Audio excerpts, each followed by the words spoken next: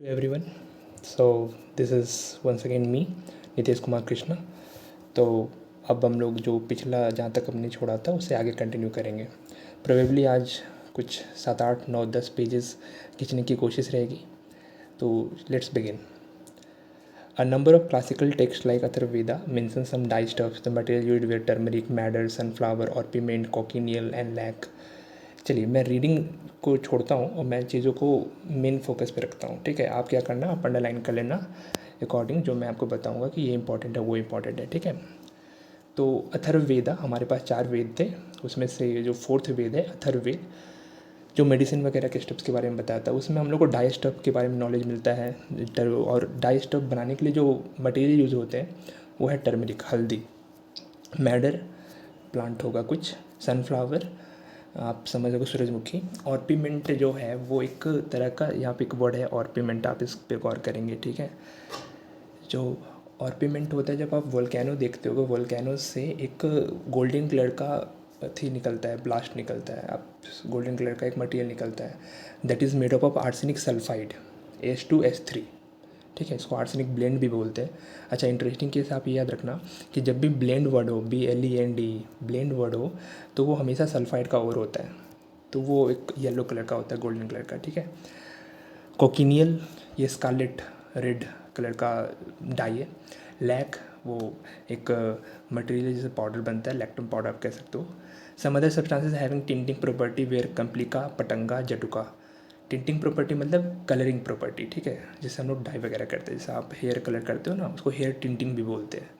ठीक है, तो ये सब कुछ इंसेक्ट्स हैं जिससे हम लोग क्या करते हैं कि वो डाई बना रहे हैं। ठीक है, मूविंग ऑन, जब आप देखते हो तो वराह मिहिर के बारे में मैंने पढ़ चुका है, उनकी बुक है बृहद संहिता, उसमें आपको रेफरेंसेस मिलते हैं परफ्यूम के बारे में, कॉस्मेटिक्स के बारे में। ठीक है, परफ्यूम वगैरह तो आप जानते हो, स्टेरिफिकेशन रिएक्शन आपने पढ़ा है, जो ईस्टर्स बनते हैं वो मेन इंग्रेडिएंट होता है परफ्यूम वगैरह में। ठीक है, अब ईस्टर कैसे बनते हैं वो आपको चीज़ करना है। बेसिकली अगर आप कार्बोलिक एसिड रखते हो, उसके साथ आप एक एल्कोहल का रिएक्शन कराते हो, तो आपको ईस्टर फॉर्मेशन मिलता है। ठीक है, उसी तरह हेयर ड्राइंग के जो रेसिपीज़ वगैरह में आपको मिलना है, वो बृहद से ऐसा मेंशन करती है कि वो हम लोग कहाँ से उठाएंगे, प्लांट से उठाएंगे। और कौन से प्लांट्स, इंडिगो होगा, उसके अलावा आप आयरन पाउडर यूज़ कर सकते हो, उसके अलावा आप ब्लैक आयरन यूज़ कर सकते हो, स्टील यूज़ कर सकते हो, एसिडिक एक्सट्रैक्ट्स और राइस क्यूल यूज़ कर सकते हो।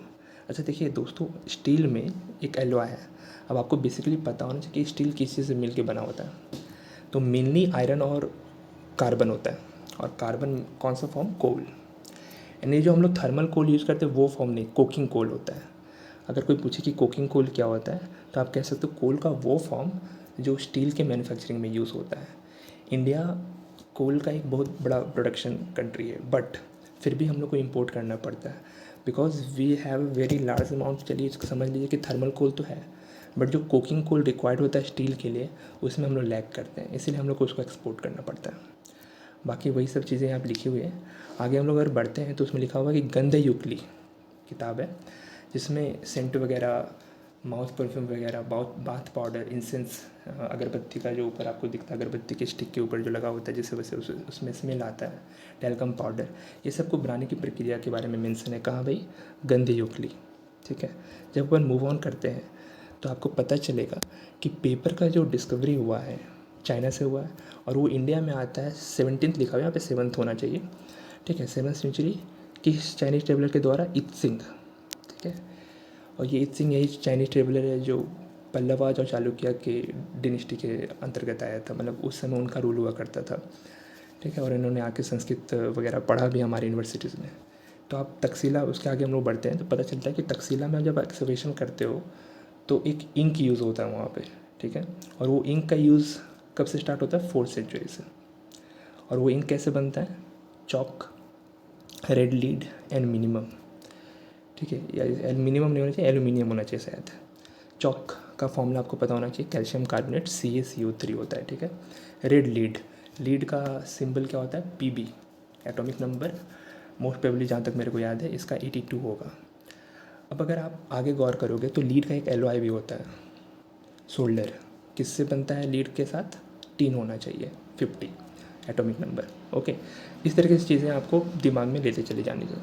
हम लोग अगर आगे बढ़े तो आगे है प्रोसेस ऑफ फर्मेंटेशन के बारे में नॉलेज आपको वेदास और कौटिल्य के अर्थशास्त्र वगैरह में मेंशन है, जिससे हम लोग लिकर बनाए। लिकर मतलब आप समझ लो दारू in day to day world.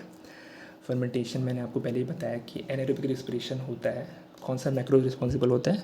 तो ईस्ट, ठीक है, शुगर केन वगैरह से या फिर आप राइस वगैरह से बना सकते हो।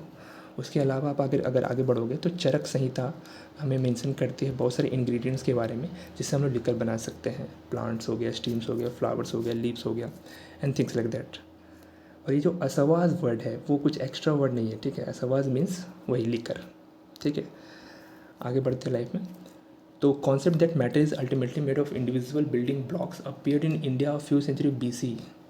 बेसिक बात यह है कि हम लोग ये जानते हैं कि मैटर एटम्स और मॉलिक्यूल्स से बने हुए हैं, और ये जो बात है कि एटम्स आर इंडिविजिबल पार्टिकल्स, उसको हम लोग डिवाइड नहीं कर सकते। इसको बहुत साल पहले हमारे यहाँ इंडिया में एक आचार्य कनाद हुए, उन्होंने ये डिस्कवर कर दिया था। डाल्टन एटॉमिक थ्योरी बहुत बाद में आएगा, ऑलमोस्ट 250 साल बाद, समझ रहे हो। This is the brilliance of Indian scientist. अगर हम लोग आगे बढ़ते हैं तो वी विल सी कि इनका जो ओरिजिनल नाम है, कनाद का ओरिजिनल नाम कश्यप हुआ करता था। वही है जिन्होंने पहली बार एटॉमिक थ्योरी को पोस्टुलेट दिए, ठीक है। डाल्टन एटॉमिक थ्योरी वो बाद में आएगा। उन्होंने कहा कि सारे मैटर्स परमाणु से बने हुए हैं, ठीक है। परमाणु मीन्स अणु, अणु मीन्स एटम्स, ओके। और इनकी पुस्तक का नाम, जो बुक का नाम है वो है वैशेषिका सूत्रास। उसमें उन्होंने बताया कि सारी चीज़ कैसे बने हुए हैं, मैटर से बने हुए हैं, ठीक है। और ये मैटर के बारे में एक इंटरेस्टिंग वर्ड उन्होंने ये बताया कि सारे स्फेरिकल होते हैं, सुप्रा सेंसिबल होते हैं। आप बोले सुप्रा सेंसिबल मतलब क्या होता है? सेंसेस से बियॉन्ड होते हैं। हम लोग अपने सेंसेस से, आँख, नाक, कान, जीवा, त्वचा से उसको फील नहीं कर सकते, ठीक है। वो नैनो टेक्नोलॉजी का पार्ट होगा, मतलब छोटे लेवल पे खेलेंगे हम लोग, ठीक है। He explain that this individually can not be sense through any human word, लिखा हुआ आगे देख लीजिए। तो अगर आप एग्जैक्टली लाइन बाय लाइन पढ़ोगे तो आपको समझना बड़ा आसान होगा। इवन जब आप पढ़ना सीख जाओगे, जिस आर्ट को आप भूल चुके हो, तो आपको मेरी ज़रूरत नहीं पड़ेगी। बट फिलहाल जब तक नहीं सीखते तब तक मेरे साथ आप रहें, और अगर आपको बोरिंग लगता है तो मेरी बातों को सिर्फ सुने। अगर हम लोग आगे देखते हैं तो कनाद ये ऐड करते हैं कि एटम्स अनेक तरह के वैरायटीज़ में पॉसिबल है, ठीक है। और अलग अलग एटम्स जब अलग अलग तरह के कॉम्बिनेशन हो करते हैं तो अलग अलग कंपाउंड बनता है, अलग अलग एलिमेंट्स बनते हैं, ठीक है। उसी को हम लोग आगे बढ़ेंगे। उन्होंने ये भी कहा कि वो एक पेयर के फॉर्म में एग्जिस्ट कर सकते हैं, ट्रिपलेट्स के फॉर्म में एग्जिस्ट कर सकते हैं। ट्रिपलेट्स मतलब 3 का ग्रुप में, पेयर्स मतलब 2 का ग्रुप में, ठीक है। और ऐसे multiple permutation and combination possible है, ठीक है। जब हम लोग मूव ऑन करते हैं तो आगे हम लोग को पता चलेगा कि ये सारे जो फोर्सेस जिन्होंने उनको जोड़ के रखा है वो एक मिस्टीरियस फोर्स है। और ये सारी चीज़ें ऑलमोस्ट 2500 ईयर्स डाल्टन के पहले ही हम लोग को कौन बता के चले गए हैं? आचार्य कनाद, वैशेषिका सूत्रास में। Moving on, Charak Samhita oldest ayurvedic epic है। क्या मैंने आपको बताया कि एंशिएंट केमिस्ट्री को अल्केमी बोला जाता है, और जो बायोकेमिस्ट्री है वो केमिस्ट्री जो बायोलॉजिकल नीड को फुलफिल करती है, डिजीज़ेस को क्योर करती है, उसको इलेक्ट्रोकेमिस्ट्री बोलते थे। तो इंडियन का जो बायोकेमिस्ट्री का एंशिएंट वर्जन है वो आयुर्वेदा है। अभी इस पर बहुत सारा काम हो रहा है, मिनिस्ट्री ऑफ आयुष है हमारे पास। एक ज़माना था जब ये आयुर्वेदा बहुत फुलफिल मतलब कि एक बहुत प्रोफाउंड फील्ड था, बाद में डिक्लाइन कर गया, हम लोग पढ़ेंगे। तो इसमें चरक संहिता में मेंशन है कि कैसे डिजीज़ को क्योर करना है, और उसमें ये भी मेंशन है कि किस तरह से केमिस्ट्री को रिड्यूस कर दिया जा सकता है नैनो टेक्नोलॉजी पे। अभी भी देखिए आप, नैनो टेक्नोलॉजी पे अब काम होना स्टार्ट हुआ इंडिया में, और इस नैनो टेक्नोलॉजी के बारे में चरक संहिता में बहुत साल पहले ही लिखा जा चुका है। तो वे एक आप कह सकते हैं कि हमने ना ये सारी जो टेक्नोलॉजी थी, सारी नॉलेज थे, उसने हमने लॉस्ट कर दिया बिकॉज ऑफ आवर इग्नोरेंस, ठीक है। तो दिस इज द टाइम कि हम लोग अब आगे बढ़ें और उस सारी नॉलेज को यूज़ करके इंडिया एक ग्लोबल लीडर बने, और वो उस राह पे आगे निकल चुका है। आगे हम लोग पढ़ते हैं तो देखिएगा कि चरक संहिता एक मेटल के भस्म का यूज़ करती है। भस्म यूनिक कैन से दैट कि ऐसा होगा राख, उससे आप एलिमेंट्स डिजीज़ को क्योर कर सकते हैं, ठीक है। अब ये कैसे क्योर करती है, तो उसका लॉजिक सिंपल सा ये है कि उस भस्म में नैनो पार्टिकल्स पाए जाते हैं, और उन नैनो पार्टिकल से मेडिसिन बनाया जाता है जिससे वो क्योर होता है। अभी भी आप देखोगे तो नैनो पार्टिकल का यूज़ करके बहुत सारे नैनो ट्यूब्स बनाए जा रहे हैं, और नैनो ट्यूब्स का यूज़ करके सर्जरी वगैरह भी किया जा रहा है। तो ये अभी टेक्नोलॉजी डेवलप हो रहा है, और इस चीज़ का नॉलेज हम लोग को उस समय भी था। ये बीच के समय में हमने अपनी इग्नोरेंस की वजह से, जो कि मैंने पहले ही बताया, इसे खो दिया। तो इसीलिए जो भी मैं आपको पढ़ा रहा हूँ उसको याद करने के लिए आपको कुछ करना नहीं है, बार बार पुरानी चीज़ों को रिवाइज़ करना है। ठीक है, एक तरीका तो ये है कि आप खुद पढ़ो किताबों को। दूसरा तरीका ये है कि आप मेरी वीडियोस को जो मैंने ये अभी डाला है इसको आप बार बार रिवाइज़ करो। आपके लिए बेटर यही होगा कि आप मेरी वीडियोस को पढ़ो, क्योंकि आप खुद तो आलसी हो, खुद तो पढ़ोगे नहीं। तो खैर, मूविंग ऑन। जब एल्केमी डिक्लाइन करता है, एंशिएंट केमिस्ट्री, तो जो इलेक्ट्रोकेमिस्ट्री है, chemistry that deals with the biology, the diseases, वो भी डिक्लाइन करने लगता है, क्योंकि अब वेस्टर्न मेडिसिनल सिस्टम आने लगता है जिसको हम लोग एलोपैथी बोलते हैं। अब इस वजह से क्या होता है कि फार्मास्यूटिकल इंडस्ट्री जो आयुर्वेदा पे बेस्ड थी, वो शुरुआती दिनों में तो एग्जिस्ट करती है, बट धीरे धीरे वो भी डिक्लाइन करने लगती है। और 100-150 साल में हम लोग ये देखते हैं कि नई टेक्नोलॉजी, वेस्टर्न टेक्नोलॉजी आ चुके हैं और एलोपैथी पूरा मेडिसिनल सिस्टम को कैप्चर कर चुका होता है। जब हम लोग आगे बढ़ेंगे तो हम लोग को पता चलेगा कि धीरे धीरे जो वेस्टर्न के साथ फॉरेन प्रोडक्ट्स आने लगते हैं, और जो इंडिजिनस ट्रेडिशनल, मतलब आप कह लो कि देसी जो हम लोग की जो टेक्निक थे, वो धीरे धीरे डिक्लाइन करते हैं। मॉडर्न साइंस अपीयर होता है और एंशिएंट साइंस हम लोग का डिसअपीयर होता है। मिड 19th सेंचुरी तक पूरे यूरोपियन साइंटिस्ट इंडिया आने लगते हैं, आप कह सकते हो कि कॉलोनाइजेशन की वजह से। And with that modern chemistry, modern science, modernism India में अपीयर होता है। अगर आप मूव ऑन करते हो आगे तो आपको पता चलेगा कि केमिस्ट्री जो है basically composition, structure, properties, interaction of matter, ये सब सारी चीज़ों को स्टडी करती है। और इसमें आपको हेल्प मिलेगा जो बेसिक स्टार्ट होता है केमिस्ट्री में, कि मैटर और एनर्जी के बारे में आप केमिस्ट्री में भी पढ़ोगे, फिजिक्स में भी पढ़ोगे। मैटर ही एनर्जी में कन्वर्ट होता है। तो मैटर किसी से मिलके बना है? मैटर बना है आपका दो चीज़ से मिलके। एक होगा आप कह लो कि एटम्स, और दूसरा होगा मॉलिक्यूल्स। अब एलिमेंट जो है, हम लोग पढ़ते हैं कि मैटर के बहुत सारे रूप्स हैं, वो आगे आपको एक मैं फ्लो चार्ट दिखाऊंगा, थोड़ा वेट करें। तो इसीलिए केमिस्ट्री को ये भी बोला जाता है कि ये science of atoms and molecules है। बेसिकली यहीं से स्टार्ट होता है केमिस्ट्री, एटम्स एंड मॉलिक्यूल्स। अब कुछ क्वेश्चंस आपके माइंड के लिए को इंट्रीग करने के लिए दिए गए हैं कि क्या हम लोग इस पर्टिकुलर एटम और मॉलिक्यूल को देख सकते हैं, नाप सकते हैं, क्या हम लोग महसूस कर सकते हैं, क्या काउंट किया जा सकता है, क्या उसका मास निकाला जा सकता है, क्या कोई क्वालिटेटिव रिलेशनशिप है कि क्वांटिटेटिव रिलेशनशिप है। ये सारे क्वेश्चंस आपके लिए दिए गए। आप थोड़ा सोचें और अपने माइंड से जवाब देने की कोशिश करें। अब इसी के आगे हम लोग मूव ऑन करते हैं नेक्स्ट पेज पे। अब यहाँ पे देखिए, एक नॉर्मल स्टूडेंट का ये सवाल होता है कि हम लोग को केमिस्ट्री पढ़ने का क्या ज़रूरत है, ये सब पढ़ने का क्या ही फ़ायदा होगा, क्या नॉलेज है, क्या यूज़ होगा। ठीक है, उसका जवाब आपका एनसीईआरटी देगा, इम्पोर्टेंस ऑफ केमिस्ट्री में। एक साइंस में केमिस्ट्री का जो रोल है वो पूरा सेंट्रल रोल है। कैसे है सेंट्रल रोल? कुछ एप्लीकेशंस आप देखेंगे तो ज़्यादा आपको बेटर समझ में आएगा। जैसे फॉर एग्जांपल वेदर पैटर्न में आप देखते हो कि हम लोग जो साइंटिस्ट हैं वो पहले ही प्रिडिक्ट कर देते हैं कि कब साइक्लोन आने वाला है, कब बारिश होने वाला है। एंड बिकॉज ऑफ दैट एक प्रॉपर अमाउंट में इकॉनमी को बेनिफिट होती है, पॉलिटी को बेनिफिट्स होती है, एंड पूरे फार्मर कम्युनिटी को बेनिफिट्स होती है। एंड इसी तरह से अगर आप देखोगे, आगे मूव ऑन करोगे, तो we have also have that knowledge कि हम लोग फंक्शनिंग ऑफ ब्रेन के बारे में पता कर सकते हैं, हम लोग कंप्यूटर कैसे ऑपरेट करते हैं उसके बारे में पता कर सकते हैं। ठीक है, एंड देन उसके अलावा आप देखोगे तो हम लोग फर्टिलाइज़र कैसे मैन्युफैक्चर कर सकते हैं। एल्कलीज, जो मैंने बताया था कल की, वो बेसिस जो पानी में घुल जाते हैं उनको एल्कलीज बोला जाता है। कैन यू रिमेंबर दैट कि सारे कुत्ते जानवर होते हैं बट सारे जानवर कुत्ते नहीं होते, सारे बेसिस एल्केलीज नहीं होते बट सारे एल्केलीज बेसिस होते हैं। ठीक है, एसिड्स जो H+ देते हैं, सॉल्ट्स, एसिड और बेस से जो मिल के बनता है, न्यूट्रलाइजेशन रिएक्शन में जो मेन प्रोडक्ट होता है उसको अपन सॉल्ट बोलते हैं। सॉल्ट न्यूट्रल भी हो सकते हैं, एसिडिक सॉल्ट भी हो सकते हैं, बेसिक सॉल्ट भी हो सकते हैं। ये आपने क्लास 10 में पढ़ा होगा। मूविंग ऑन, हमने डाइस के बारे में पढ़ा। पॉलीमर्स, बहुत सारे छोटे छोटे यूनिट्स मिलकर जब एक चीज़, लंबा चीज़ बनाता है उसको बोलते हैं पॉलीमर। आपने पॉलीथीन का नाम सुना होगा, आपने इथीन से बनाया पॉलीथीन, पॉली मतलब मिनी। तो जब इथीन को बार बार आप जोड़ते हो, दैट इज़ मोनोमर, तो वो पॉलीमर बन जाता है, पॉलीथीन। ड्रग्स, दवाई, सोप्स, डिटर्जेंट। क्या आपको कल का चैप्टर याद है, कल जो मैंने वीडियो अपलोड किया था कि सोप का डिस्कवरर कौन है? चक्रपाणी, ठीक है। तो ये सब सारी चीज़ें यहाँ से मैन्युफैक्चर हुई है। डे टू डे लाइफ की जो यूजेस वाली चीज़ें, यूटिलिटी गुड्स हैं, सारी केमिस्ट्री के नॉलेज पे बेस्ड है। अगर उनकी केमिस्ट्री नहीं तो वो सब मैन्युफैक्चर नहीं होगा, वो सब मैन्युफैक्चर नहीं होगा तो आपका डेली लाइफ में आप इमेजिन कर लो कि कितनी तकलीफ आ सकती है आपको। जब आप आगे देखते हो तो केमिस्ट्री का नेशनल इकॉनमी में बड़ा योगदान रहता है। किस तरीके से? फूड का नीड्स, हेल्थ केयर का नीड्स, मटेरियल, अगर आपको कुछ चीज़ें चाहिए जो आपको इम्प्रूव करनी है अपनी क्वालिटी ऑफ लाइफ को, उस सब में एक रोल होगा किसका भैया? तो केमिस्ट्री का एक बड़ा चंक होगा, ठीक है। अगर केमिस्ट्री नहीं तो वो सब नहीं।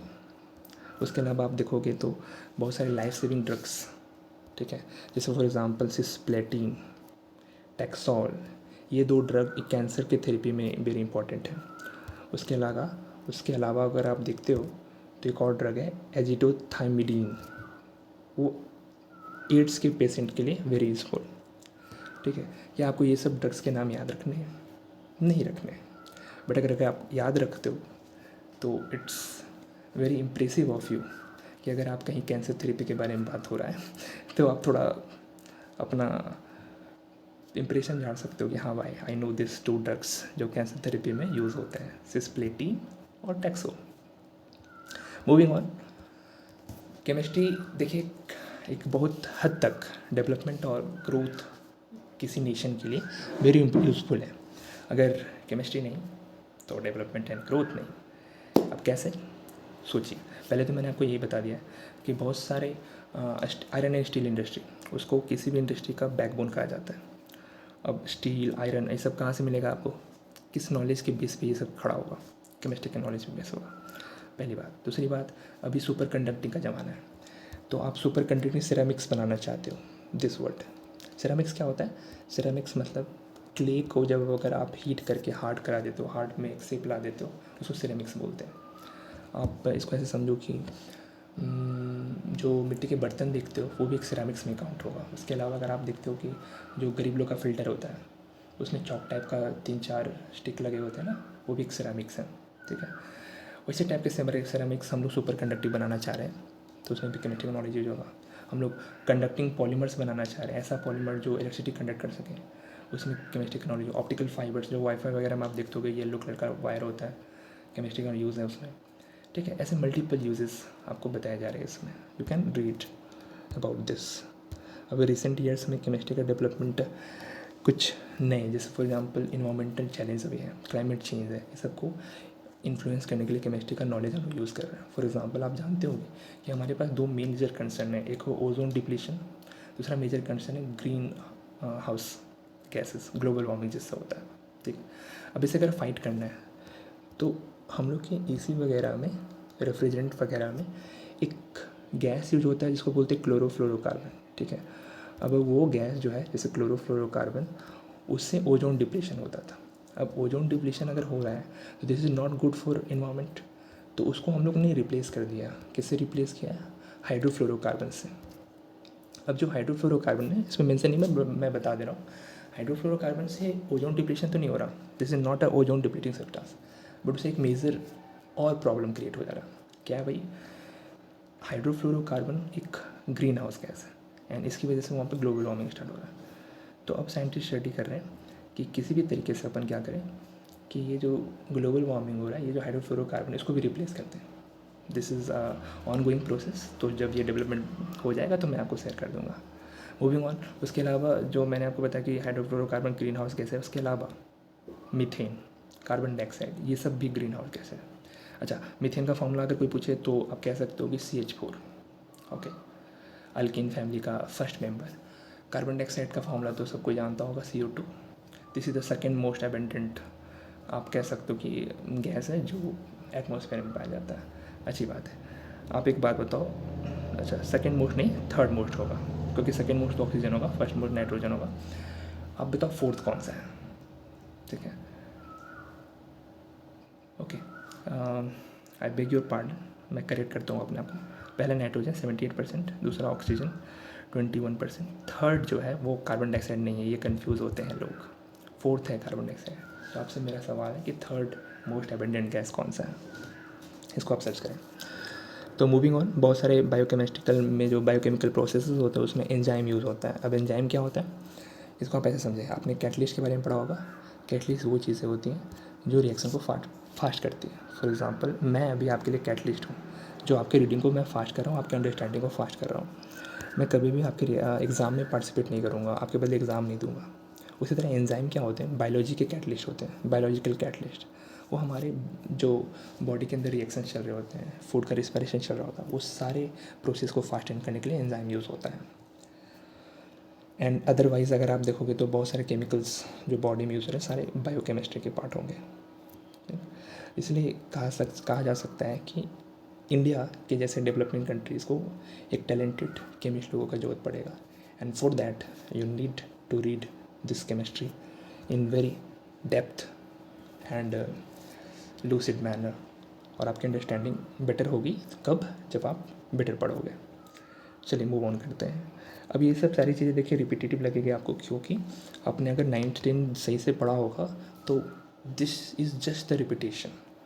शुरुआती जो हमने अभी तक पढ़ा उसमें कुछ अच्छी खासी इन्फॉर्मेशन थी। क्या वो एग्ज़ाम के पॉइंट ऑफ व्यू से इंपॉर्टेंट थी? तो नहीं। बट क्या वो आपके अंडरस्टैंडिंग के पॉइंट ऑफ व्यू से वेरी इंपॉर्टेंट थी? हाँ। तो उसको आप रिवाइज़ कर लेना वापस से। अगर आप कुछ चीज़ें छूट गई हैं, स्पीड लगाओ, तो आप इसको वापस से रिकैप कर लेना। वीडियो को रिवाइंड तो कर ही सकते हो। तो खैर मूव ऑन करते हैं हम लोग। तो नेचर ऑफ मैटर के बारे में ये बताया जा रहा है कि मैटर जो है उसके पास जो प्रॉपर डेफिनेशन है कि anything which occupy space and has mass is called matter. आजू बाजू आप देखो, आपके पास कंप्यूटर स्क्रीन है, कंप्यूटर वो मैटर है। आपके पास कॉपी है, आपके पास पेन है, सब कुछ मैटर है। बल्ब है, मैटर है। हाँ, लेकिन जो बल्ब से लाइट आ रहा है वो मैटर नहीं है, वो एनर्जी है। क्यों मैटर नहीं है? क्योंकि उसके पास मास नहीं है। तो बेसिक और स्पेस भी। तो बेसिक बात इतनी सी हो गई कि जिसके पास मास होगा और स्पेस होगा उसको अपन मैटर बोलेंगे। मैटर जो मिल के बनता है वो हम लोग जान चुके हैं कि एटम्स एंड मॉलिक्यूल से मिल के बनता है। कोई बोलेंगे स्टेट्स ऑफ मैटर कितने हैं? 3।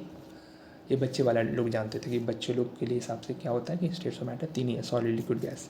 बट चूँकि आप थोड़े बड़े हो गए हो तो आपको पता होना चाहिए कि we have also the 4th state of the matter and also the 5th। 4th क्या है?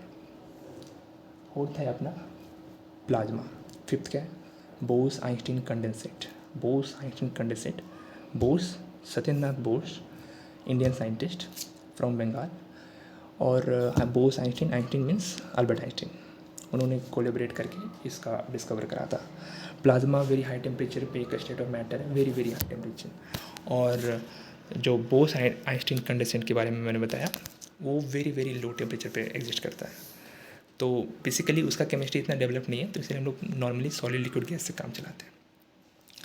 अब अगर आप देखोगे तो सॉलिड के पार्टिकल्स वेरी हाईली आपको क्या रहेंगे, क्लोज दिखेंगे।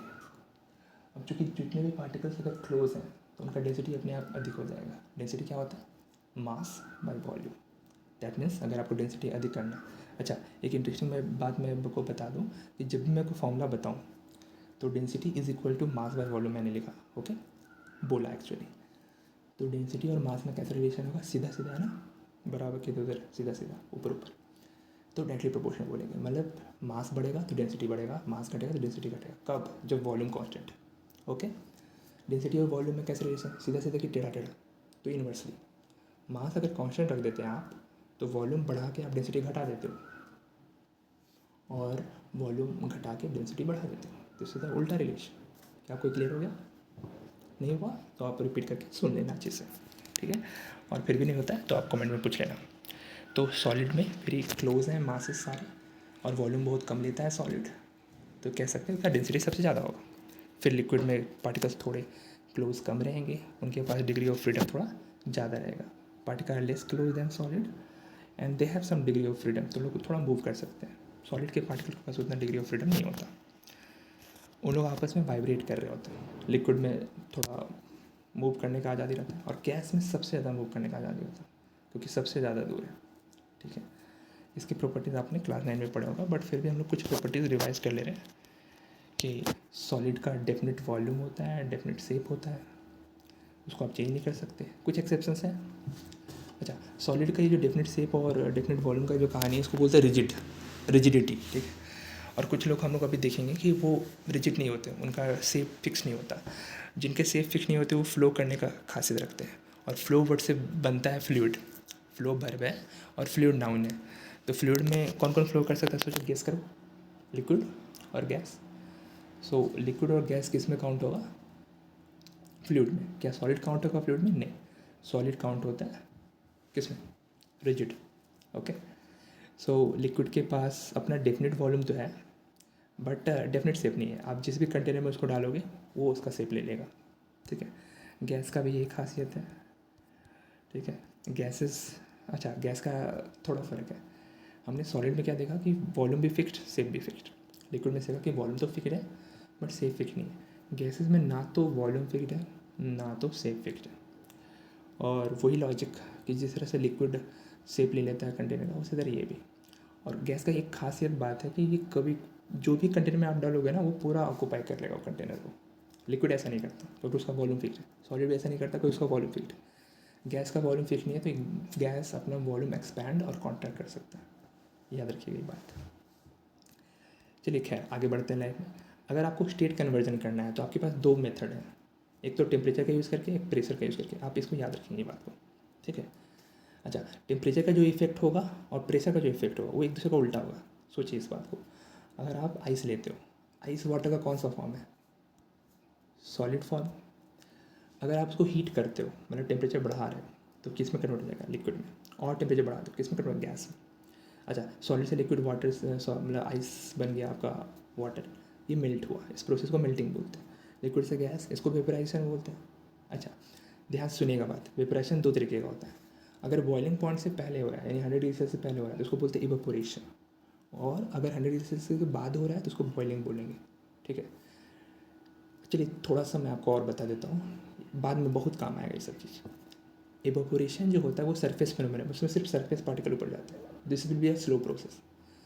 बॉइलिंग जो है वो बल्क फिनोमेनन है, मतलब पूरा बॉडी, पूरा लिक्विड यूज़ होगा, अंदर का पार्टिकल, बाहर का पार्टिकल, सरफेस पार्टिकल, सारा पार्टिकल। किसमें बुलबुला बनेगा, बॉइलिंग में। किसमें बुलबुला नहीं बनेगा, बबल्स, इवेपोरेशन। खैर अगर वापस आप लौटो ठंडा करके, तो गैस से लिक्विड को कंडेंसेशन बोलते हैं, लिक्विड से सॉलिड को आप फ्रीजिंग बोलते हैं, ठीक। यही काम आप प्रेशर के साथ भी कर सकते हो। अगर आप प्रेशर रिलीज करते हो यानी प्रेशर घटा रहे हो, देखिए टेम्परेचर बढ़ाने के बाद सॉलिड लिक्विड में कन्वर्ट होता है, लेकिन प्रेशर घटाने के बाद सॉलिड लिक्विड में कन्वर्ट होता है। कन्वर्स रिलेशन दिखा ना आपको, ठीक है। कंफ्यूज नहीं होना है, आराम आराम से सुनना है, स्लो करके सुनना है। जहाँ नहीं समझ में आने लगे आप वीडियो को पॉज करो, 5 मिनट घूम के आओ, फिर देखो, रिलैक्स करो। आई विल से कि मेरा बड़ा फेमस कोट है कि रिलैक्स चप्पल पहनो और सो जाओ। सो के 5-10 मिनट बाद वापस आओगे, आपको दिमाग अटेंटिव होगा, आप समझ पाओगे जो मैं सिखा रहा हूँ। तो वही सब कुछ यहाँ पे लिखा हुआ है, आप पढ़ लेना, ठीक है। एक्स्ट्रा कुछ तो इसमें और कुछ नहीं है। उसके अलावा अगर आप देखते हो उसके बाद चीज़ों को मैक्रोस्कोपिक और बल्क लेवल पे। मैक्रोस्कोपिक, अच्छा दो चीज़ें हैं, एक माइक्रोस्कोपिक और एक मैक्रोस्कोपिक, MI और MA। माइक्रो मतलब छोटे लेवल पे, मैक्रो मतलब बड़े लेवल पे। तो बड़े लेवल पे बात कर रहे हैं कि मैटर को हम लोग डिवाइड कर सकते हैं एक मिक्सचर में और प्योर सब्सटेंसेस में। अच्छा, मिक्सचर में जब आप देखोगे तो बहुत सारे कंस्टिट्यूएंट पार्टिकल्स होंगे जिससे मिल के बना है वो, उसको बोलते हैं कंस्टिट्यूएंट पार्टिकल्स। उस कंस्टिट्यूएंट पार्टिकल को हम लोग कंपोनेंट बोलते हैं। अगर कंस्टिट्यूएंट पार्टिकल सेम है सब जगह केमिकल नेचर वाइज, तो उसको हम लोग बोलेंगे प्योर सब्सटेंस, ठीक है। और अगर अलग है तो उसको हम लोग बोलेंगे मिक्सचर।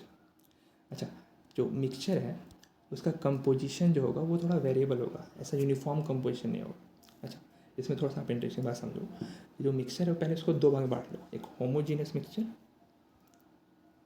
और एक हेट्रोजीनियस मिक्सचर। ये होमोजीनियस हो गया, ये हेट्रोजीनियस हो गया। ये होमो वर्ड आप याद कर लो हमेशा। देखिए केमिस्ट्री आपका इस कौन से लैंग्वेज में लिखा हुआ है, इंग्लिश में। तो इंग्लिश के वर्ड से जितने अच्छे तरीके से आप वाकिफ़ होंगे उतना बेटर आपको लगेगा पढ़ना केमिस्ट्री या फिजिक्स या फिर बायोलॉजी, जो कुछ भी है। तो मैं आपको एक वर्ड सिखा रहा हूँ, होमो। जब भी होमो वर्ड देखिए मतलब सेम समझिए। जैसे होमोसेक्सुअल, उन लोगों को इंटरेस्ट सेम सेक्स में होता है। अगर आप लड़के हैं, अगर आपको इंटरेस्ट लड़के में तो आप होमोसेक्सुअल हैं। अगर आप लड़की हैं, अगर आपको इंटरेस्ट लड़की में तो आप भी हेट्रोसेक्सुअल। अच्छा, लड़का लड़का इंटरेस्ट तो गे, और अगर लड़की लड़की में इंटरेस्टेड है तो लेस्बियन। दोनों होमोसेक्सुअल कैटेगरी में ही आएंगे। होमोजीनियस मतलब कि जो आपका कंपोजिशन रहेगा वो सब जगह सेम रहेगा। अगर आप शरबत बनाते हो शुगर सॉल्यूशन, तो अब ऐसा नहीं कि ऊपर वाला शरबत पियोगे, अच्छे से मिक्स कर लेना, तब अच्छे से मिक्स करोगे तो आपको शुगर दिखेगा नहीं, ठीक है, एकदम पूरा पानी पानी दिखेगा। लेकिन जब आप टेस्ट करोगे तो ऊपर वाला टेस्ट करो, नीचे वाला टेस्ट करो, दोनों का टेस्ट सेम रहेगा, दोनों का कलर सेम रहेगा, दोनों का टेक्सचर सेम रहेगा। This is uniform composition. Uniform word मतलब होता है सब जगह सेम। ओके, कोई दिक्कत नहीं आपको। हेट्रोजेनियस में इसको उल्टा कर लो, कंपोजिशन सेम नहीं रहेगा। ये जो सॉल्यूट और सॉल्वेंट जिसको मिलाए हैं और जिसमें मिलाए हैं वो साफ साफ अलग अलग दिखेगा आपको, ठीक है। जैसे कचड़ा वाला पानी आप देख लो, वो एक हेट्रोजेनियस मिक्सचर का एग्जाम्पल होगा, ठीक। यही सब सारी चीज़ें आपको यहाँ पे लिखी हुई हैं, आप आराम से पढ़ना, आपको समझ में आएगा। देखिए, अगर आप सॉल्ट, शुगर, ग्रेन, पल्स ये सब सारे को मिला देते हो तो एक हेट्रोजेनियस मिक्सचर फॉर्म करेगा। शुगर सॉल्यूशन लगते हो तो वो होमोजेनियस मिक्सचर फॉर्म करेगा, ठीक है। अच्छा, ये जो होमोजेनियस मिक्सचर, हेट्रोजेनियस मिक्सचर की मैंने बातें की हैं, वो एक फिजिकल प्रोसेस से बना है। अब जब चूँकि फिजिकल प्रोसेस से बना है तो इसको अगर आप सेपरेट करना चाहते हो तो मेथड भी आप फिजिकल यूज करोगे। जो केमिकल प्रोसेस से बनेगा उसको सेपरेट करने का तरीका केमिकल होगा, जो फिजिकल प्रोसेस से बनेगा उसको सेपरेट करने का फिजिकल होगा। क्या क्या फिजिकल तरीका फॉलो करते हैं? Hand picking, filtration, crystallisation, distillation. चलिए थोड़ा थोड़ा मैं बताता हूँ। हैंड पिकिंग तो आप समझ रहे हो, हाथ से पिक करके बाहर निकालना।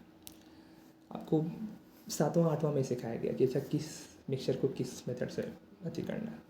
आप एक रिवाइज कर लेना, ठीक है। हर एक चीज़ के पीछे मैं ऐसे चेंज करता जाऊँगा, इसीलिए इसमें लंबा जाता है। मेरा कोशिश यही रहेगा कि मैं आपको हर एक वर्ड के पीछे डिटेल दूँ, बट उसकी वजह से वीडियो लंबा जाता है, फिर आप ही बोर होगे। तो थोड़ा मेहनत खुद करो। फिल्ट्रेशन, फिल्ट्रेशन क्या होता है? अरे बाबा, चाय छन्नी आप देखा होगा, चाय बनाते हो तो जो चाय पत्ती होता है जो यूज़ हो चुका है, जिसने चाय को टेक दे दिया, आप उसको थ्रू पीते हो, चाय छन्नी से छान देते हो ना, this is filtration, nothing else. Crystallisation क्या होता है? देखिए, इसका बेस्ट एग्जांपल है कॉपर की क्रिस्टल्स। कॉपर सल्फेट सॉल्यूशन CuSO4.5H2, इसको ब्लू विट्रॉल बोलते हैं क्योंकि इसका कलर जो होता है वो ब्लू होता है। तो क्रिस्टलाइजेशन अगर उसमें क्या करते हो, आप उस कॉपर सल्फेट सॉल्यूशन को हीट करते हो, और हीटिंग करने की वजह से जो पानी होता है वो इवेपोरेट हो जाता है और कॉपर के क्रिस्टल्स बनने लगते हैं। This process is called copper crystallisation, ठीक है। डिस्टिलेशन क्या होता है? देखिए, अलग अलग चीज़ों का अलग अलग मेल्टिंग पॉइंट और बॉइलिंग पॉइंट होता है। जब आप अलग अलग चीज़ों को बॉइलिंग पॉइंट अलग अलग है, तो जब आप उसको हीट करोगे तो कुछ सब्सटेंस पहले निकल जाएंगे और कुछ सब्सटेंस बाद में निकलेंगे। इससे हो क्या रहा है? सेपरेट हो रहा है। अच्छा, इस मेथड का कहाँ यूज़ करेंगे? जो हम लोग पेट्रोलियम प्रोडक्ट्स निकालते हैं, आप ध्यान रखो, जो हम लोग समुद्र से निकाल रहे हैं वो पेट्रोल नहीं, पेट्रोलियम प्रोडक्ट, उसमें बहुत सारी चीज़ें, उसमें पेट्रोल, केरोसिन, डीजल, ये सब कुछ है। उसको अगर आपको अधिक करना है तो उसमें मेथड यूज़ करते हैं डिस्टिलेशन। अच्छा, डिस्टिलेशन का एक सब टाइप है फ्रैक्शनल डिस्टिलेशन। जब बॉइलिंग पॉइंट में डिफरेंस, मेल्टिंग पॉइंट में डिफरेंस आपसे कह सकते हो, इसमें 25 डिग्री सेल्सियस के आसपास का हो, इस गैप में हो, उसमें हम लोग यूज़ करते हैं 25 डिग्री सेल्सियस का गैप के अंदर, उसमें यूज़ करते हैं हम लोग फ्रैक्शनल डिस्टिलेशन। उससे अगर अधिक होगा तो नॉर्मल डिस्टिलेशन। डिटेल में कैसे होगा वो आप पढ़ोगे। Some basic concepts of organic chemistry आप ही का क्लास का 11 का चैप्टर है, तो थोड़ा वेट करो, वहाँ पढ़ेंगे हम लोग, ठीक है। अच्छा, देखते हैं अब तक कितना टाइम हो गया। अच्छा, आधा घंटा हो गया। बोलते बोलते मुँह सूख जाता है, बट कोई नहीं। चलिए, आधा घंटा हम लोग और एक्सटेंड करते हैं और कोशिश करते हैं थोड़ा स्पीड में, ताकि हम लोग ये सब पढ़ा हुआ है तो इसमें टाइम वेस्ट ना करें। जो प्योर सब्सटेंस है उसका इम्प्योर सब्सटेंस से प्रॉपर्टी अलग होगा। अच्छा, इम्प्योर सब्सटेंस कौन था? मिक्सचर था। वो दो थे, होमोजेनस और हेट्रोजेनस। प्योर सब्सटेंसेस में क्या होगा? सारे कंस्टिट्यूएंट पार्टिकल जो होंगे उनका जो कंपोजिशन होगा वो फिक्स्ड होगा।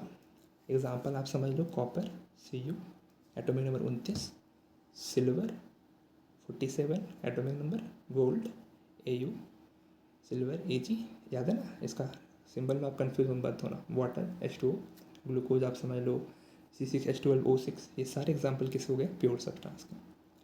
ग्लूकोज कहाँ से बनता है? फोटोसिंथेसिस। फोटोसिंथेसिस वर्ड को बाइफर्केट करो, संधि विच्छेद करो तो फोटो मीन्स लाइट, लाइट होगा तभी तो आप फोटो भेजोगे, ठीक है।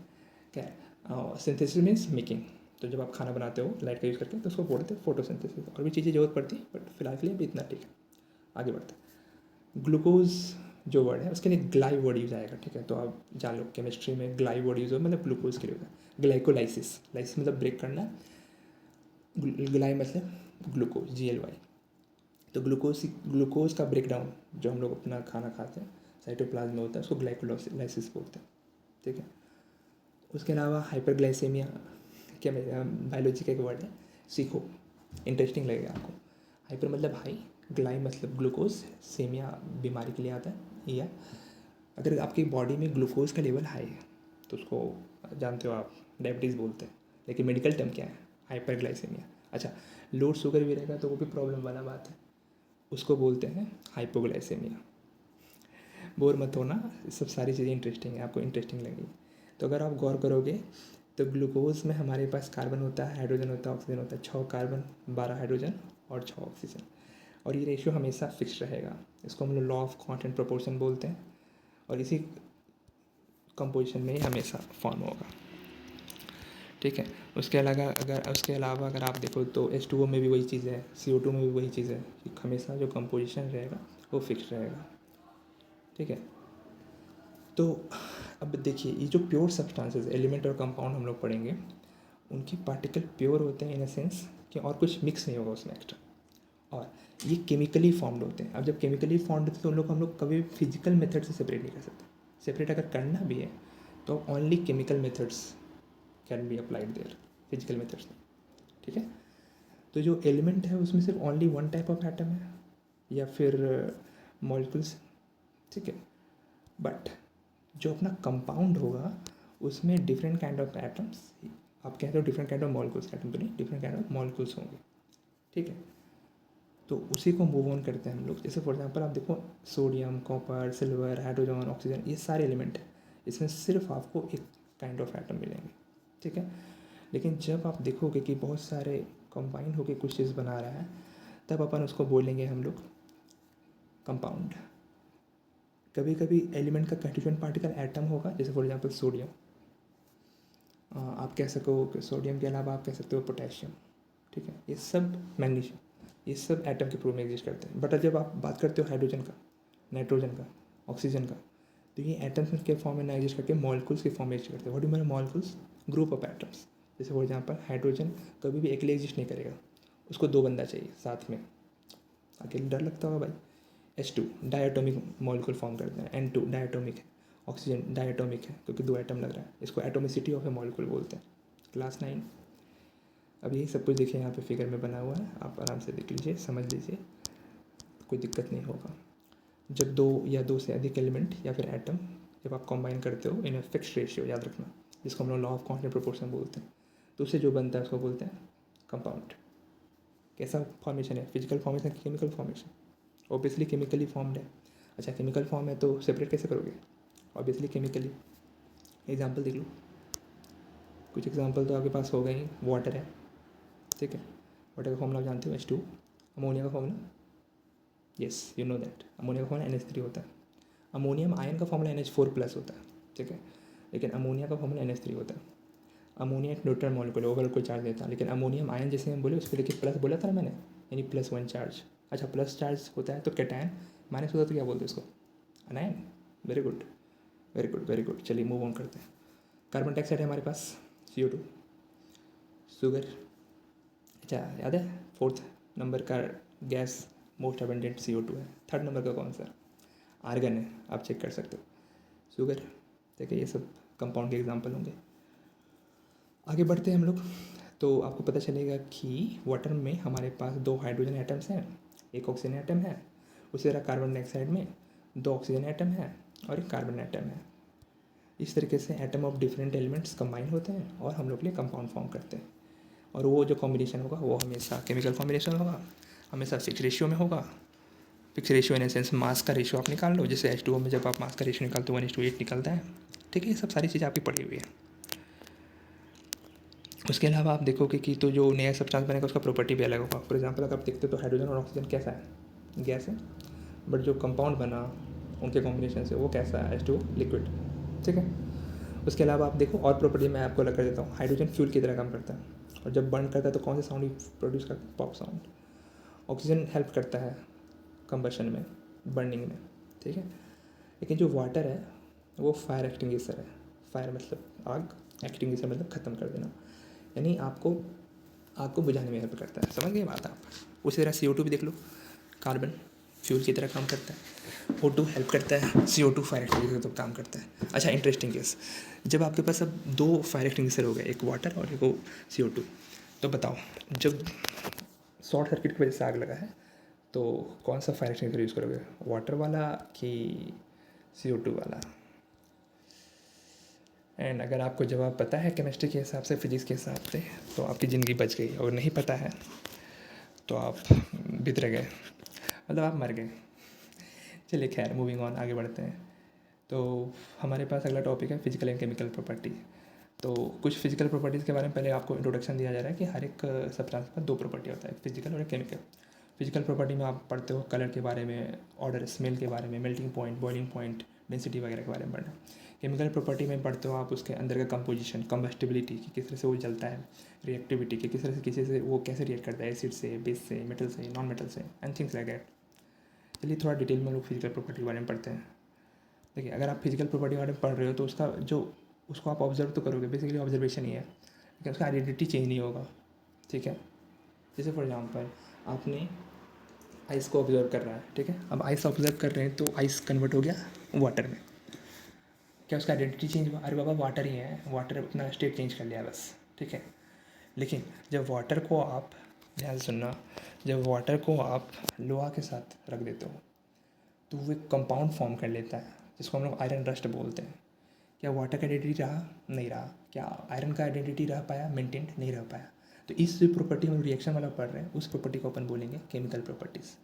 बेसिक बात इतनी सी है कि अगर आप ऑब्जर्वेशन करते समय उसका आइडेंटिटी चेंज नहीं हो रहा, फिजिकल, अगर चेंज हो रहा है तो chemical. Measurement of physical property does not require occurrence of a chemical change. Obviously physical property पढ़े तो फिजिकल चेंज होगा ना बाबा, केमिकल चेंज क्यों होगा? आगे बढ़े। केमिकल प्रॉपर्टीज़ पढ़ने के लिए आपको केमिकल रिएक्शंस का देखना पड़ेगा, एसिडिटी चेक करना पड़ेगा, बेसिसिटी चेक करना पड़ेगा, कंबस्टिबिलिटी चेक करना पड़ेगा। मैंने सिखा दिया आपको। ठीक है, एसिडिटी मतलब कितना H+ देने का उसका वो जज्बा है, बेसिसिटी मतलब कितना OH- देने का जज्बा है, कंबस्टिबिलिटी मतलब कितना अच्छी तरीके से वो ऑक्सीजन से रिएक्ट करता है, कंबस्टिबल है। इस तरीके से वो सारी केमिकल प्रॉपर्टीज, फिजिकल प्रॉपर्टी को स्टडी करके केमिस्ट लोग बहुत सारी तरीके से स्टडी करते हैं सारे एलिमेंट, सारे कंपाउंड वगैरह को। अब हम लोग मूव ऑन करते हैं कि अगर मान लो आपको फिजिकल प्रॉपर्टी को मेज़र करना है। अच्छा, इंटरेस्टिंग केस आप समझो कि किस चीज़ को आप मेजर करते हो, क्वालिटी को कि क्वांटिटी को? तो ऑब्वियसली लव को तो मेजर नहीं कर सकते क्योंकि लव एक क्वालिटी है। आप मेजर करते हो मास, वेट। क्यों भाई? क्योंकि वो क्वांटिटी है। तो what is quantity? Anything that can be measured is called quantity. अच्छा, मेजर के लिए जो वर्ड आता है साइंटिफिक वर्ड, उसको मीटर बोलते हैं। फॉर एग्जाम्पल ध्यान सुनना, थर्मोमीटर। थर्म मतलब क्या होता है? हीट। मीटर मतलब क्या सीखा मैंने? मेजरमेंट। तो थर्मोमीटर वो डिवाइस है जो हीट को मेजर करता है। ठीक है, याद रहेगा आपको? चलिए, याद रहेगा। ये नहीं याद रहेगा तो हम सिखा देंगे, याद करा देंगे। कुछ फिजिकल प्रॉपर्टीज मैटर के, जैसे आप समझ लो लेंथ है, एरिया है, वॉल्यूम है। इसको आप क्वांटिटेटिव नेचर का है तो उसको आपको स्टडी करने के लिए आपको उसको मेजर करना पड़ेगा। मेजरमेंट में 2 चीज़ें होती है, एक होता है 6 मीटर। आप 6 मीटर में समझो, ये जो 6 है वो उसका मैग्नीट्यूड है, न्यूमेरिकल वैल्यू है। उसके उस नंबर के बाद इसके बाद जो ये आता है यूनिट है। अब यूनिट क्या होता है मैं समझाता हूँ आपको। फॉर एग्जाम्पल आप कंपेयर करते हो, क्या है मेजरमेंट? कंपेरिजन का तरीका। तो यूनिट कंपेरिजन का तरीका है, एक स्टैंडर्ड यूनिट माना जाता है। उस स्टैंडर्ड यूनिट में आप देखोगे तो 2 सिस्टम प्रेवलेंट है। एक हमारे पास है इंग्लिश सिस्टम और दूसरा प्रेवलेंट सिस्टम है matric system. English system England में प्रेवलेंट था और मैट्रिक सिस्टम फ्रांस में प्रेवलेंट था।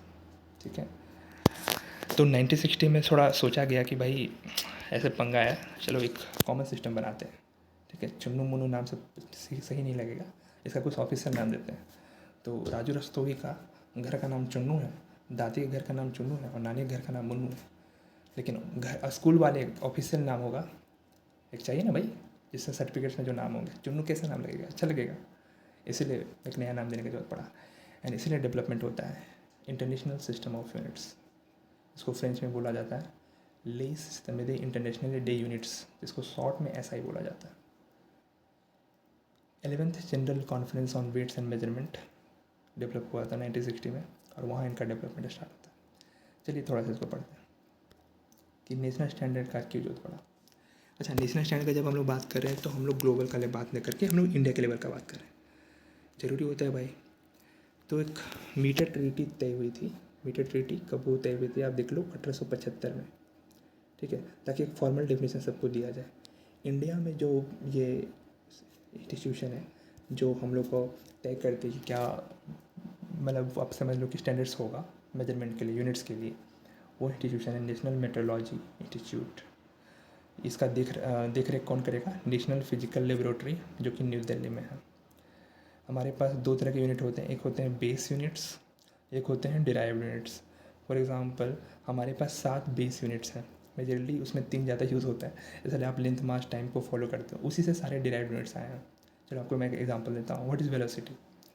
Displacement travelled by time, displacement by time.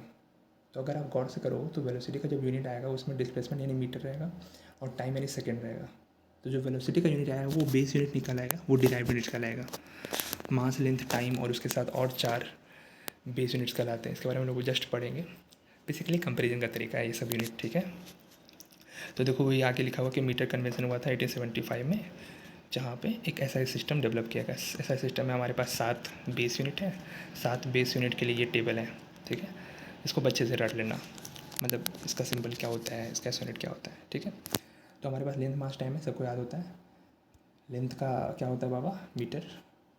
मास का केजी, एम डिनोट करते हैं। टाइम का टी, सेकेंड डिनोट करते हैं। छोटा टी याद रखना, छोटा टी टाइम का डिनोटेशन है, बड़ा टी रहेगा तो टेम्परेचर का डिनोटेशन है, कंफ्यूज मत होना, ठीक है। इलेक्ट्रिक करंट का डिनोटेशन है आई। अच्छा, इलेक्ट्रिक वर्ड जब भी आप दिखे तो समझ जाना कि चार्ज के लिए वर्ड आ रहा है। करंट मतलब बहना, जब चार्ज बहता है तो उसको इलेक्ट्रिक करंट बोलते हैं। हमारे पास और भी बहुत सारी चीज़ें बहती हैं। वाटर बहता है, हमारे पास हीट बहता है, वाटर करंट बोलेंगे अगर वाटर बह रहा है। हीट बह रहा है तो हीट करंट बोलेंगे, ठीक है। विंड बह रहा है तो विंड करंट बोलेंगे। सब कुछ हमेशा हाई टू लो बहता है। वाटर बहेगा तो हाई कंसंट्रेशन, लो कंसंट्रेशन, जिसको ऑस्मोसिस बोलते हैं। इलेक्ट्रिक करंट बहेगा तो high potential difference, low potential difference, जिसको हम इलेक्ट्रिक करंट बोलते हैं। हीट बहेगा तो high temperature to low temperature, जिसको हम लोग हीट करंट बोलते हैं। इस तरह से याद रहेगा आपको, ठीक है। अगला वर्ड है थर्मोडाइनमिक टेम्परेचर।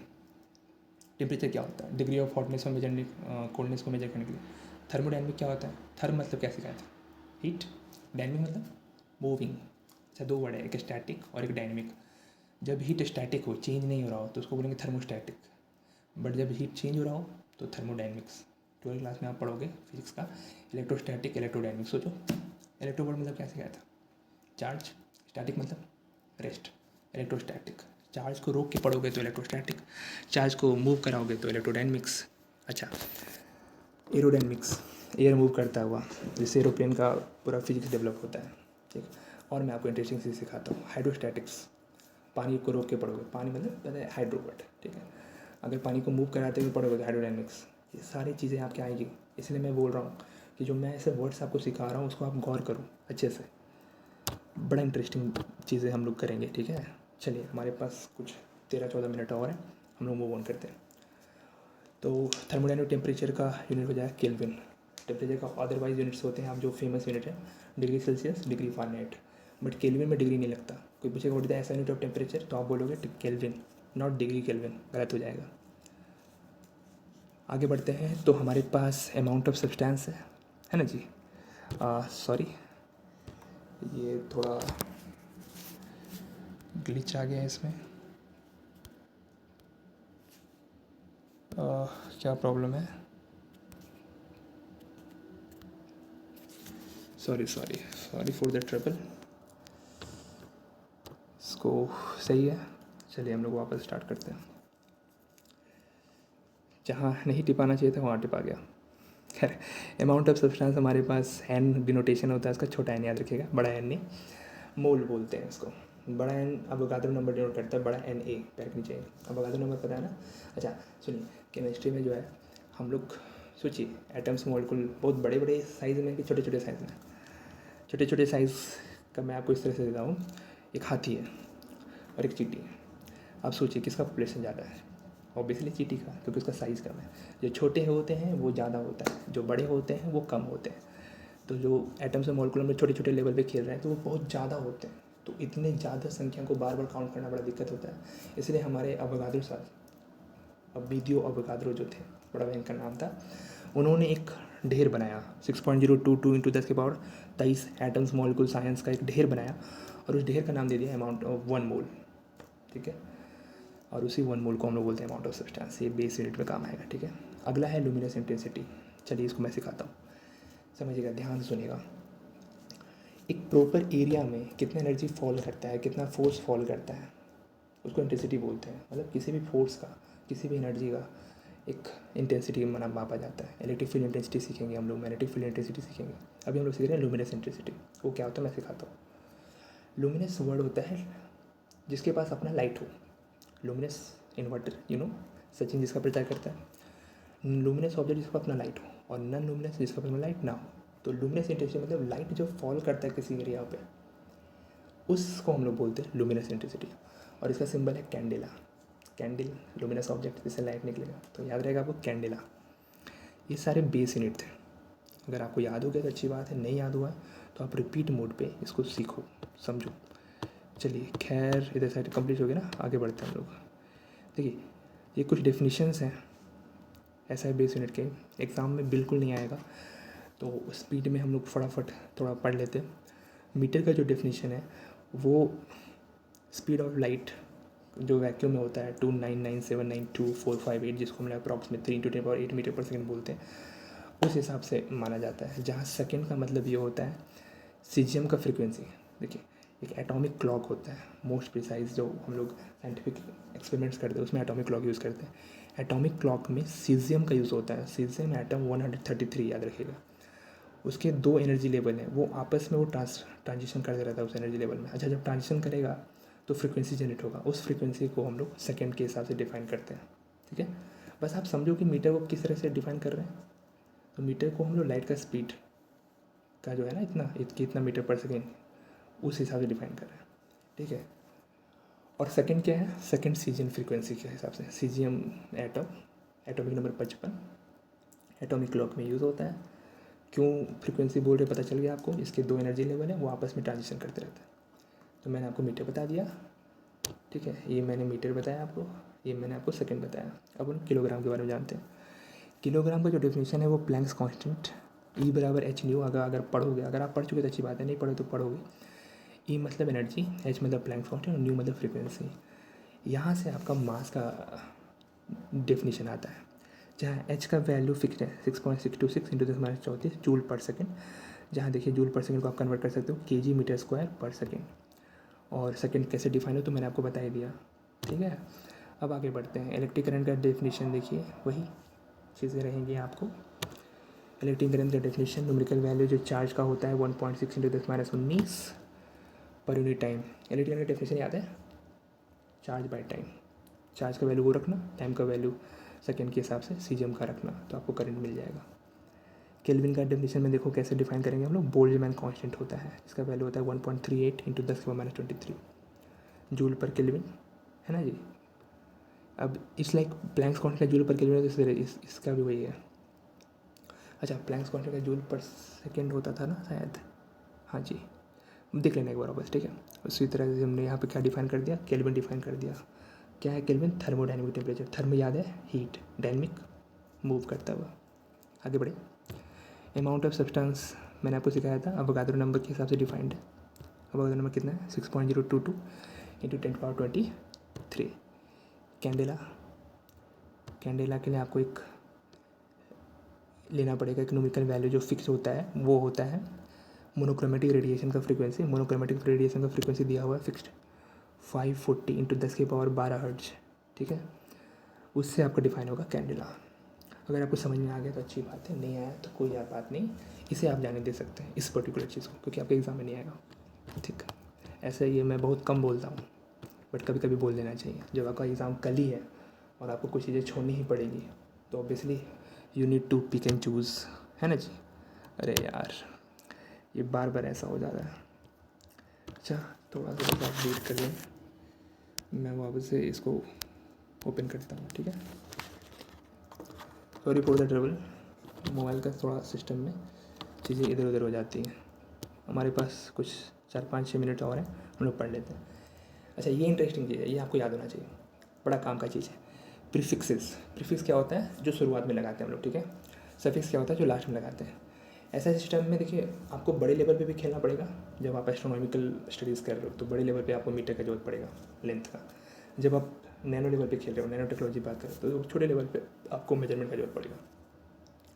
तो उसी के मेजरमेंट के कन्वर्जन के लिए हमारे पास है yocto, zepto, atto, femto, pico, nano, micro, milli, centi, deci, deca, hecto, kilo, mega, giga, tera, peta, exa, zetta, yotta. ये सब एक्चुअली हम रटे थे तो याद है पूरा एक्चुअली, ठीक है। तो योक्टो को 10⁻24 बोलते हैं, जेप्टो को 10⁻21 बोलते हैं, 3 दिन गैप होगा, ठीक है। एटो को 10⁻18 बोलते हैं, फेम्टो को 10⁻15 बोलते हैं, पिको को 10⁻12 बोलते हैं। फॉर एग्जाम्पल अगर आपको पिको सेकेंड निकालना कि 1 पिको सेकेंड में कितना होता है, तो बोलना 10⁻12 सेकेंड्स। 10 के पावर नेगेटिव मतलब कि नीचे जाएगा मतलब डिवाइड होगा 0.0000 कितना जीरो, वो 12 अंक तक, है ना जी। अच्छा 2 पिकोमीटर, 2 × 10⁻12। चलो हम लोग बड़ा स्केल में खेलते हैं। बताओ आप 2 गीगामीटर, 2 गीगामीटर मतलब 2 × 10⁻9 मीटर। आप बताओ 2 किलोलीटर, तो 2 × 10⁻3 किलोलीटर। क्या आपको समझ में आया? अच्छा देखो 3 के बाद 3 का गैप स्टार्ट होता है, उससे पहले 2 एक का गैप, फिर 10, देखो 10⁻3 है ना, उससे पहले क्या है 10⁻2, उससे पहले क्या है 10⁻1।